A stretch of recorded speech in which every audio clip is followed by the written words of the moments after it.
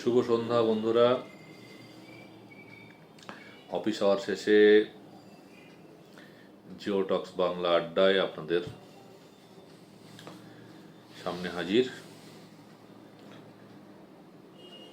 বেশ কয়েকটি গুরুত্বপূর্ণ সংবাদ এই ভিডিওতে তুলে ধরার চেষ্টা করব। আমরা সকলেই জানি যে গাজাতে ইসরায়েল এবং হামাসের মধ্যে শান্তি চুক্তি স্বাক্ষরিত হওয়ার সঙ্গে সঙ্গেই পাকিস্তান এবং আফগানিস্তানের মধ্যে যুদ্ধ শুরু হয়ে যায়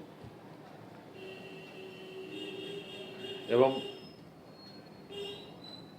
আমরা এটাও লক্ষ্য করেছি এই যুদ্ধ সেই সময় শুরু হয় যখন কিনা আফগানিস্তানের পররাষ্ট্রমন্ত্রী ভারতবর্ষ সফরে ছিল এবং দুই দেশের মধ্যে একাধিক দ্বিপাক্ষিক চুক্তি স্বাক্ষরিত হয়, যেটা দুই দেশের পক্ষেই খুব গুরুত্বপূর্ণ।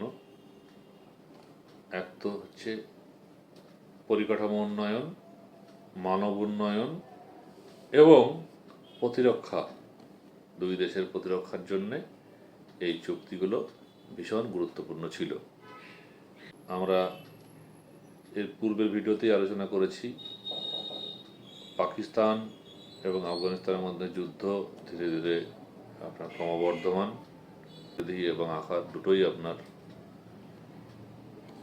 ভীষণ আকার ধারণ করেছে। পাকিস্তান আফগানিস্তানের ভিতরে গিয়ে কাবুল এবং কান্দাহারে আক্রমণ চালিয়েছে। একই রকমভাবে আফগানিস্তান ও পাকিস্তানের বর্ডার এলাকাতে আর্মি ক্যাম্পে আক্রমণ চালিয়েছে এবং দুই পক্ষেরই কিন্তু হতাহতের ঘটনা ঘটেছে এবং দুই পক্ষর সহমতে 48 ঘন্টার যুদ্ধবিরতি ঘোষণা করা হয়েছিল। এই 48 ঘন্টা কাটতে না কাটতেই পাকিস্তান আবারও আফগানিস্তানের ভিতরে আক্রমণ চালায় এবং শতাধিক আপনার টিটিপি সদস্য এর উপরে এই আক্রমণ চালানো হয়েছে এবং তারা নিহত হয়েছে বলে পাকিস্তান দাবি করে। আফগানিস্তানের পক্ষ থেকে দাবি করা হয় যে পাকিস্তান সাধারণ নিরীহ এবং নিরস্ত্র মানুষের উপর আক্রমণ চালিয়েছে এবং হতাহতের ঘটনা ঘটেছে। এর পাল্টা হিসাবে আফগানিস্তানও পাকিস্তানের উপরে আক্রমণ চালায় এবং দুই পক্ষেরই কিন্তু হতাহতের ঘটনা ঘটেছে। এখন পাকিস্তানের পক্ষ থেকে দাবি করা হয়েছে যে আফগানিস্তান থেকে যে আক্রমণ চালানো হয়, আফগানিস্তান যে ড্রোন ব্যবহার করে সেই ড্রোন আসলেই ভারতের দেওয়া এবং অস্ত্রশস্ত্র ভারতের দেওয়া এবং পরোক্ষে আফগানিস্তানের আড়ালে এই যুদ্ধ ভারতই পরিচালনা করছে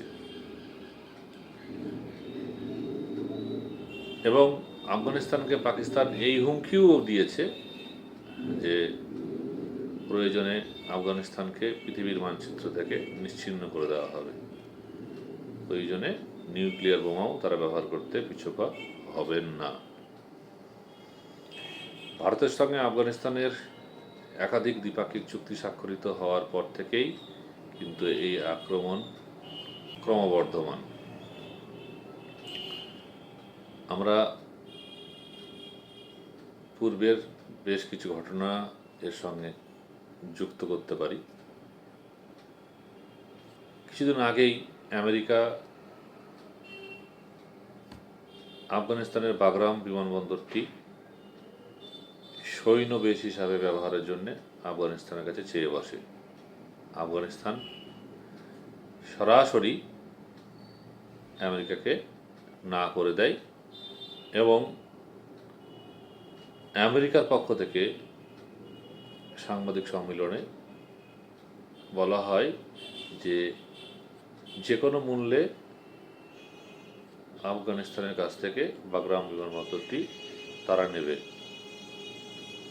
তাদের ফেলে আসা এই বাগরাম বিমানবন্দর তারা ব্যবহার করবে এবং সেখানে সৈন্যবেশ গড়ে তুলবে। আমরা এটাও লক্ষ্য করেছি পাকিস্তানের সেনাপ্রধান আসিফ মুনির নোবেল শান্তি পুরস্কার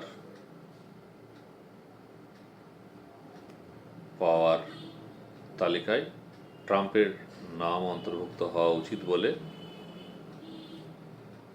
সংবাদ মাধ্যমে মন্তব্য করেন। অর্থাৎ আমেরিকার সঙ্গে পাকিস্তানের একটা সখ্যতা গড়ে ওঠে।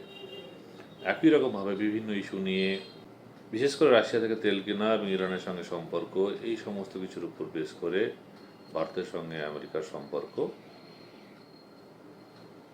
একেবারে তলানিতে গিয়ে ঠেকেছে।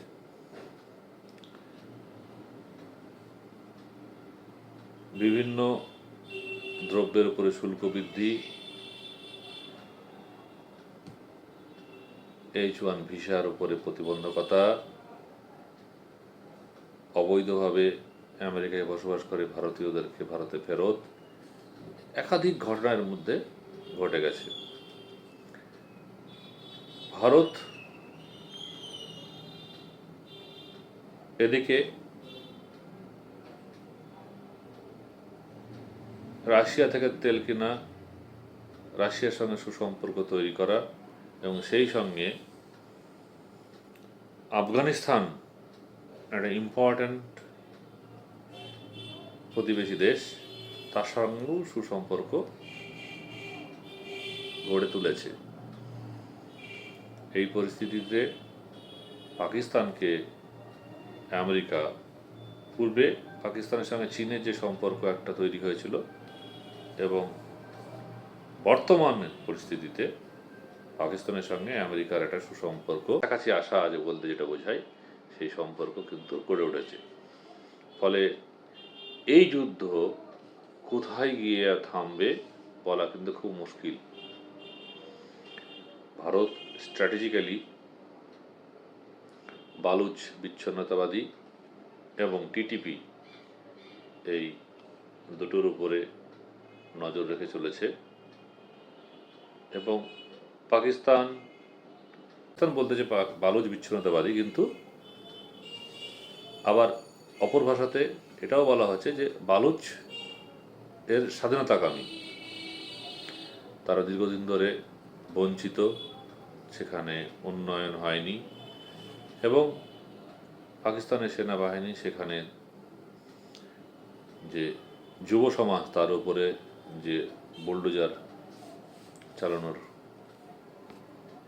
ঘটনা ঘটিয়েছে, এই সমস্ত কিছুকে গুম করে দেওয়ার ঘটনা সেখানে ঘটানো হয়েছে। ফলে তারা দীর্ঘদিন ধরেই আন্দোলন এবং তারা সশস্ত্রভাবে পাকিস্তান সেনাবাহিনীর মোকাবিলার চেষ্টা করছে। অবশেষে গুটি কয়েক কথা যারা ধর্ম নিয়ে মাতামাতি করেন, আজকের বিশ্ব রাজনীতি, আজকে বিশ্বের যে অবস্থানগত পরিবর্তন, এই সমস্তটা নির্ভর করে দেশীয় স্বার্থ এবং বিশ্ব পলিটিক্সের কোন অ্যাঙ্গেলে অবস্থান করলে অর্থনৈতিক ক্ষেত্রে, বাণিজ্যিক ক্ষেত্রে, নিরাপত্তার ক্ষেত্রে এগিয়ে যাওয়া যাবে, এইগুলো মাথায় রেখে আগামী দিনের বৈদেশিক সম্পর্ক ঠিক হবে, বর্তমানে হচ্ছে, এবং ভাষা এবং ধর্ম ঠিক করে দেবে না আগামীর পথ চলা। এই জিওটক্স বাংলার শ্রোতাদের কাছে